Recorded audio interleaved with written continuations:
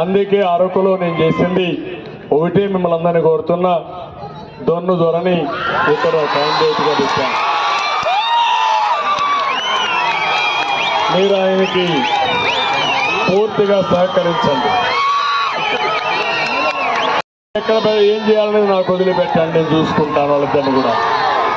కాబట్టి కన్ఫ్యూజన్ లేకుండా అందరూ కలిసి పనిచేసుకుని గెలిపే ధ్యేయంగా అరకు గెలవాలి,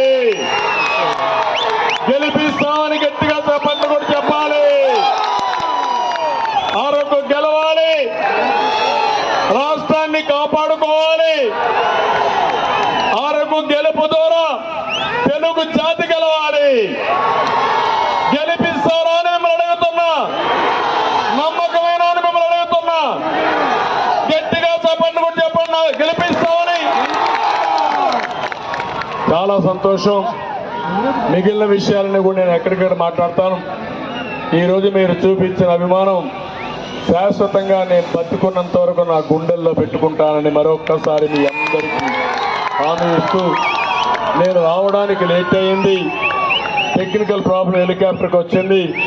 వాళ్ళు చక్కర్లు కొట్టి మళ్ళా ఆయిల్ అయిపోతే వేసుకొని ఇక్కడికి వచ్చారు. ఇక్కడి నుంచి నేను మళ్ళీ బండపేటకి వెళ్తున్నా. ఏది ఏమైనా నా జీవితంలో ఎప్పుడూ చూడని స్పందన చూశాను.